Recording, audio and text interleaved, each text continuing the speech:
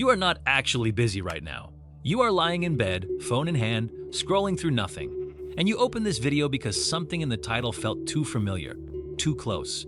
And that is okay, but let us not pretend. You know that feeling where you are surrounded by people and still feel completely invisible? Where you are in a group chat that is always going, and somehow you still feel like nobody would notice if you just stopped responding? That is not just a mood. That is something deeper, and nobody around you is talking about it. So let us talk about it. Here is what your day actually looks like. You wake up, you check your phone before you even open your eyes.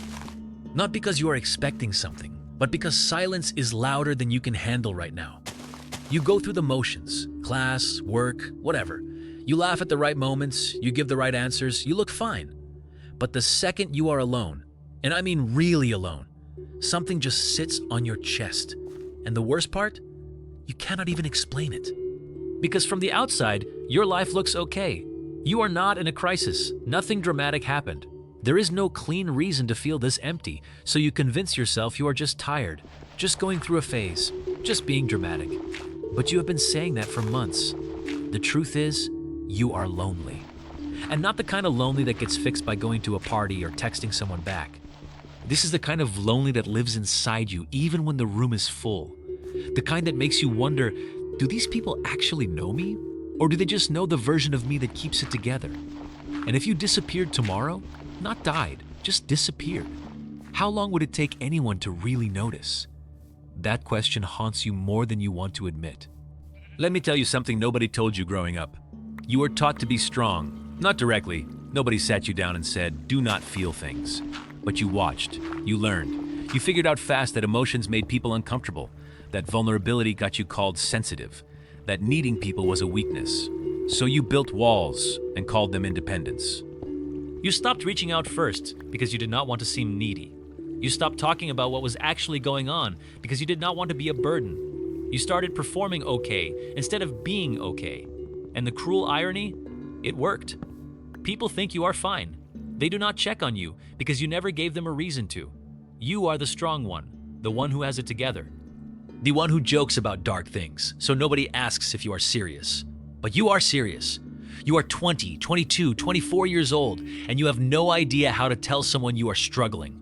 Not because you are broken, but because nobody taught you how. Because the guys around you are doing the same thing. Because your entire generation learned to post highlights and bury the rest. So you sit with it, alone, at 2 in the morning, playing games or watching videos or doing anything to stop the noise in your head from getting too loud. And here is what that silence is actually costing you. Every time you swallow something real and replace it with a joke, you get a little more invisible to yourself. Every time you say, I am good, when you are not, you practice disconnection. Every time you choose isolation because opening up feels too risky, you confirm the lie that you are meant to do this alone. You are not meant to do this alone. You probably have friends, maybe even good ones. But there is a difference between people you hang out with and people you can actually talk to. And most guys your age have plenty of the first and almost none of the second. You know those conversations that stay surface level forever? Sports, games, memes, plans that never happen? That is not connection. That is company. And company without connection is just managed loneliness. Real connection requires someone to go first. It requires someone to say something true and risk being met with silence or a joke or nothing at all. And that is terrifying. I know it is. Because what if you open up and they do not know what to do with it? What if it changes how they see you? What if the friendship cannot hold the weight of something real? Those fears are valid. But here's the other side of that fear. What if it does not fall apart? What if someone has been waiting for you to go first because they are feeling the exact same thing? Most guys are. They are just all waiting for someone else to break first. You are not the only one lying in bed at night wondering if this is what life is supposed to feel like. You are not the only one who feels like he is running slightly behind, like everyone else figured something out that you missed. You are just the only one in your circle saying it out loud, which means you are the one with the courage, not the weakness. Loneliness at your age is not a flaw.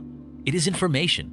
It is telling you that the life you are living right now does not have enough of what actually matters in it.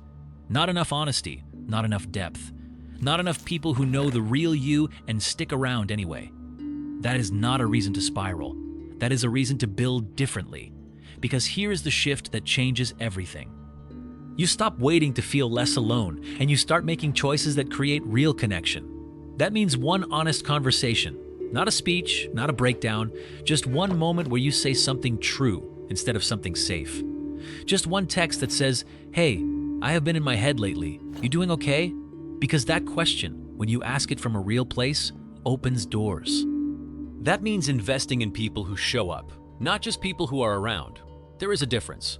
Some people are in your life because of circumstance, school, work, proximity. That is fine. But you have to start choosing people on purpose. People who make you feel less like a performance and more like yourself. And that means getting comfortable with the process of being known slowly. Connection is not a switch. It builds, conversation by conversation, moment by moment. It is not dramatic. It is just consistent. You are not behind. You are not broken. You are not too much or too little. You are just a young man who was never given permission to be honest about what he actually needs. So here it is, permission granted. The loneliness you feel right now is real. But it is not permanent, and it is not proof that something is wrong with you. It is proof that you are human, that you need people, that you were built for connection, not just survival. And the fact that you watched this far, that you let something in, that already means something. You do not have to fix everything today. You do not have to suddenly become someone who talks about his feelings at the dinner table. But do one thing, one small thing. Put your phone down. Think of one person in your life who might be feeling what you are feeling, and reach out. Not because it will fix everything, but because that is how it starts.